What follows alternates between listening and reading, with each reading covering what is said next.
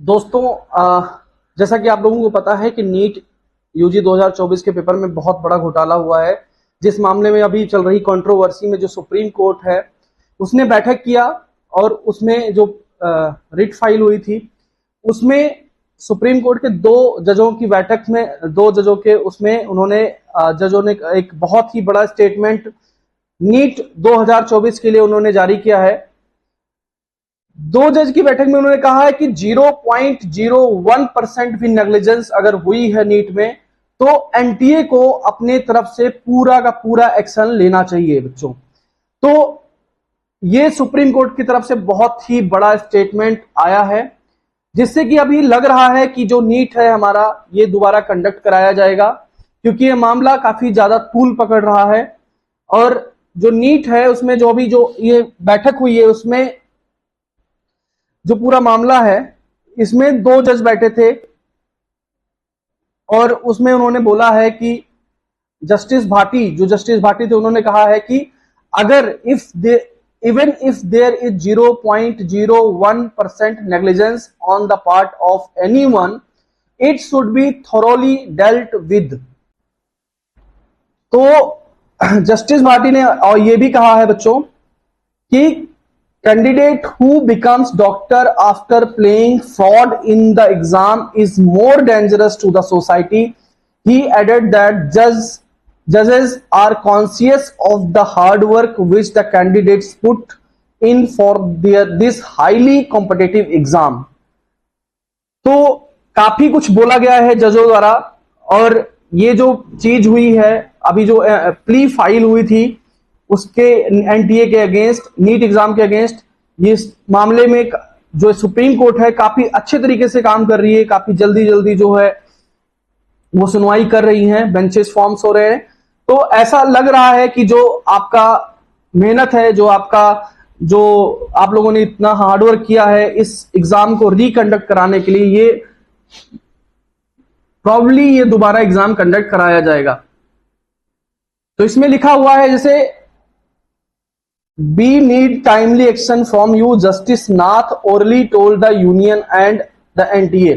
जो NTA और union है दोनों को जस्टिस नाथ ने बोला है कि हमें टाइम से तुम्हारे अंदर एक्शन चाहिए, और इन्होंने 2 वीक का टाइम दिया है जिसमें एनटीए को बताना है कि आप इसके मामले में क्या करते हैं। तो आपको पता है कि जैसे इन्होंने ग्रेस मार्क्स दिया था 1563 स्टूडेंट्स का, वो तो इन्होंने हटा दिया है, इनको उसको वापस ले लिया है। लेकिन अभी भी जो स्टूडेंट्स हैं उनकी मांग यही है कि जो एग्जाम है वो रिकंडक्ट कराया जाए।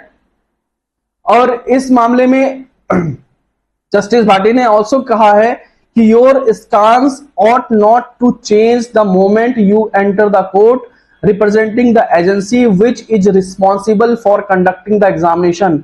You must stand firm if there is mistake, as there is mistake, this is the action we will take, at least that inspires confidence in your performance.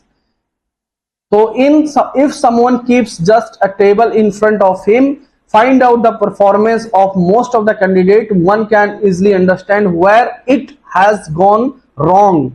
How many cell phones were used? Clearly we react, but in vacation we react slowly. तो ये जो stance लिया है इन्होंने justice Bhati ने NEET के NTA के against इन्होंने ये एक्शन लिया है। और बच्चों एक और मामला जो कि बहुत तूल पकड़ रहा है, आप लोगों ने ये वाली वीडियो जरूर देखी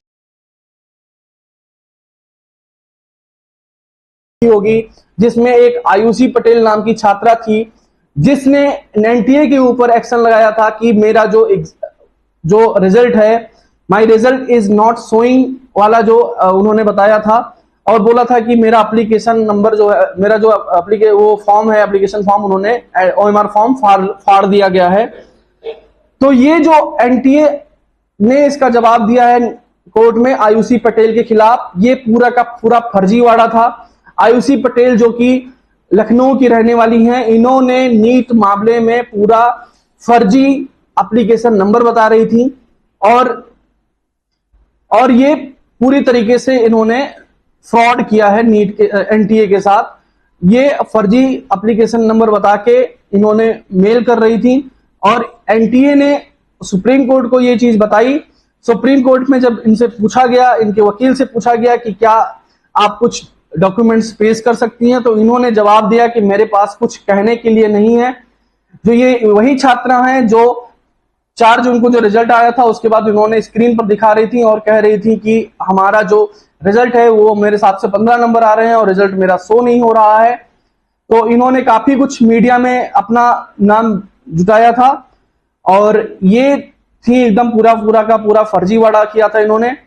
तो अगर ऐसे लोग हैं जो अभी भी फर्जीवाड़ा कर रहे हैं, बेटा इस मुहिम को आप कमजोर ना होने दें, क्योंकि अगर आप झूठ मूठ का कुछ करेंगे तो इससे जो सच की लड़ाई है वो इसमें हल्की पड़ जाएगी। सच की लड़ाई को आप हल्की ना होने दें। आप प्लीज इस मामले से दूर रहें। अगर आप ऐसे फर्जीवाड़े करेंगे तो ये बहुत सारे बच्चों के, बहुत सारे पेरेंट्स के जो कैरियर है और जो उनका मुहिम है उसको इफेक्ट करेगा। तो प्लीज ऐसा ना करें। तो ये थी कुछ बातें जो हमें बतानी थी बेटा, और उम्मीद यही है कि आपका जो एग्जाम है ये री कंडक्ट कराया जाएगा। री नीट आपका 100% होगा।